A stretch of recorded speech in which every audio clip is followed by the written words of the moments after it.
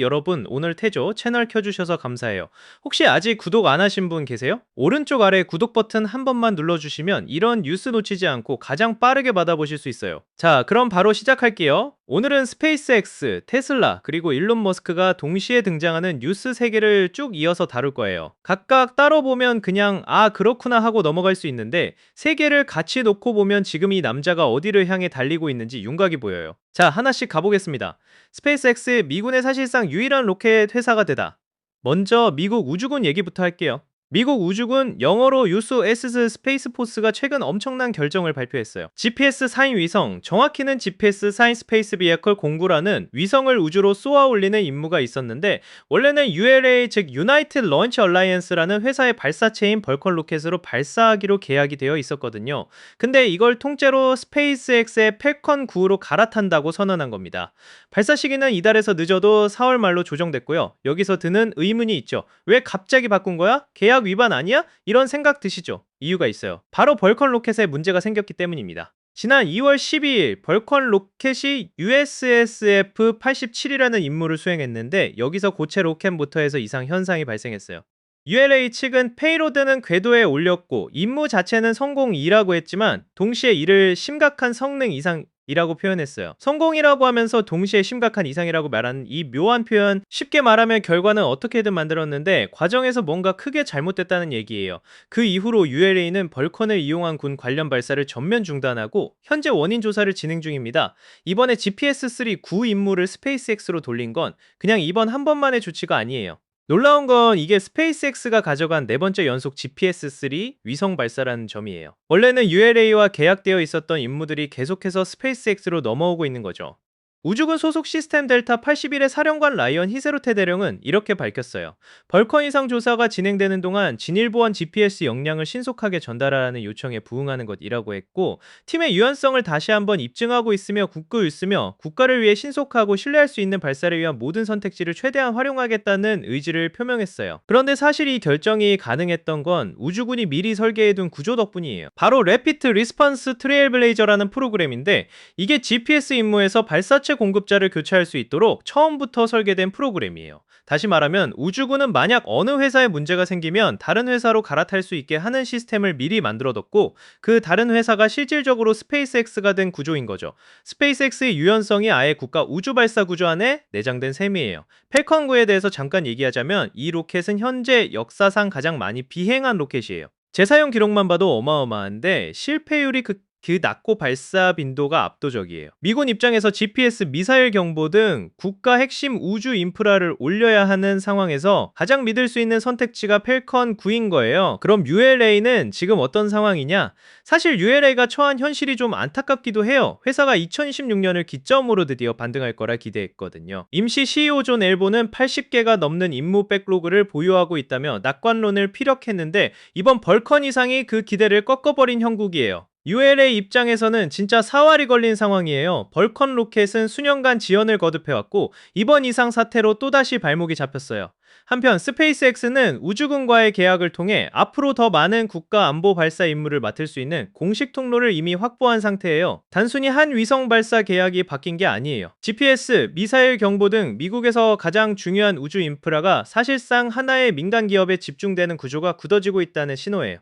이게 좋은 건지 나쁜 건지는 시각에 따라 다르겠지만 현실은 그렇게 흘러가고 있다는 거죠. 참고로 이 시점이 스페이스X에게 의미 있는 또 다른 이유가 있어요. 일론 머스크가 올해 안으로 스페이스X의 기업 공개, 즉 IPO를 추진하겠다고 직접 확인한 상태거든요. 군과의 신뢰 관계가 이렇게 공고해지는 타이밍에 IPO 소식까지 겹치면 투자자들한테 이보다 좋은 이야기가 없겠죠. 테슬라 태양광 공장 세우려고 중국에서 2조 9천억 원어치 장비를 산다. 자, 두 번째 이야기로 넘어갑니다. 이번엔 테슬라예요. 테슬라가 중국 공급업체들로부터 무려 29억 달러, 우리 돈으로 약 4조 원에 가까운 태양광 제조 장비를 구매하는 협상을 진행 중이라는 소식이 나왔어요. 공급업체 중 핵심이 수저우 맥스웰 테크놀로지스라는 회사인데, 이 회사는 태양전지 생산에 쓰이는 스크린 프린팅 장비 분야 세계 1위 기업이에요. 장비는 올 가을 이전 납품 예정이고 목적지는 텍사스예요. 테슬라가 미국 내 태양광 생산의 차세대 거점을 텍사스에 만들겠다는 계획이죠. 이 프로젝트가 갑자기 나온 게 아니에요. 일론 머스크가 올해 1월 다보스 세계 경제 포럼에서 테슬라와 스페이스X가 각자 미국 내에서 연간 100기가와트의 태양광 제조 역량을 구축하기 위해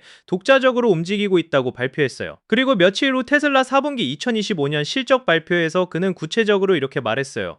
원재료부터 완성된 태양광 패널까지 전체 공급망을 통합해 연간 100기가와트의 태양 전지 생산을 달성하겠다고요. 테슬라 채용 공고에도 이미 반영이 돼 있어요. 태양광 제조 엔지니어 직군에서 2028년 말 이전 미국 땅에서 원재료부터 시작하는 100기가와트 규모의 태양광 제조라는 목표가 명시돼 있어요. 왜 지금 이 시점에 이렇게 급하게 움직이냐면 이유가 있어요. 미국의 전력 소비가 2025년에 역대 두 번째 최고치를 기록했고 2026년과 2027년에도 계속 올라갈 것으로 예측되고 있어요. AI 데이터 센터 확산과 교통의 전기화가 주요 원인이에요. 테슬라의 에너지 사업부는 유틸리티 규모 배터리 저장 시스템인 메가팩을 만들고 있는데 이게 빠르게 성장하고 있고 거기에 태양광이 짝꿍처럼 필요한 구조예요.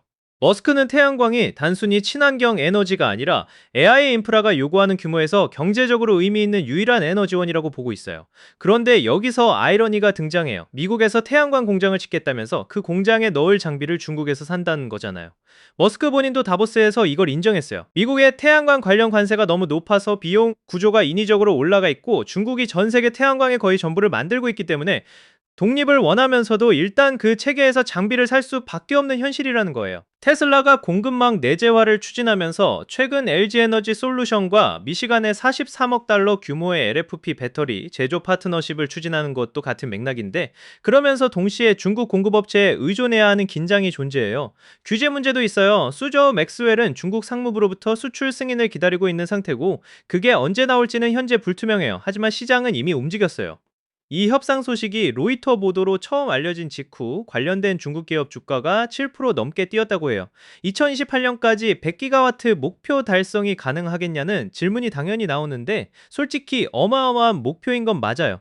짧은 기간 안에 그 규모를 만들어내는 건 쉬운 일이 아니죠. 다만 머스크에 대해 하나 확실히 알려진 게 있다면 마감을 늦추더라도 결국은 해낸다는 거예요. 테슬라 FSD V1 4.3 드디어 출격 카운트다운 세 번째는 테슬라 완전 자율주행 FSD 얘기예요. 현재 테슬라 하드웨어사 차량 오너들이 사용 중인 가장 최신 버전은 FSD V1 4.2 2.5예요. 수개월 동안 하드웨어사 사용자들이 V1 4.2 계열을 써왔는데 반응이 꽤 엇갈려요. 전반적인 주행 행동은 나아졌다는 평가가 많지만 일부 기능에서 오히려 퇴보한 느낌이 난다는 목소리도 있고 특히 자신감 있고 단호한 판단력이 부족해졌다는 피드백이 많았어요. 태조 채널 독자분들도 가장 많이 언급하는 불만이 내비게이션 오류라고 하더라고요. FSD 일상 사용자들 사이에서 가장 보편적인 불만이기도 해요. 그래서 다음 버전에 대한 기대가 굉장히 높았어요. 바로 V1 4.3이에요. 머스크는 이미 작년 11월에 V1 4.3에 대해 퍼즐의 마지막 큰 조각이 맞춰지는 버전이라고 표현했어요. 여기에 더해 이런 설명도 붙였어요. 추론 능력과 RL, 강화 학습을 대폭 추가할 것이며 본격적인 확장을 위해서는 거대한 반도체 제조 시설이 필요할 수 있다고요. 연간 수백 기가와트에 달하는 AI 칩을 공급하려면 현재 가동 중인 시설만으로는 부족할 것 같아서 직접 팹을 지어야 할 수도 있다. 일부 로보택시는 이미 운전자 없이 완전 무감독 상태로 다니고 있는데 그 핵심 소프트웨어가 V1.4 3일 수 있다는 거예요. 또 V1 4.3에서 추가될 것으로 기대되는 기능 중 하나가 바니시인데 리버스 서먼이라고도 불려요. 차가 목적지에 도착해서 탑승자를 내려준 뒤 스스로 주차 공간을 찾아가서 세워지는 기능이에요. 이게 된다면 진짜 로봇 비서 수준이죠. V1 4.2, 2.5가 이미 충분히 긴 시간 현역으로 달렸고 사용자들 사이에서 업그레이드 수요가 확실히 무르익은 상황이에요. 변화가 올 타이밍이 된 거예요. 오늘 세 가지 이야기를 같이 봤는데 다시 정리해 볼게요.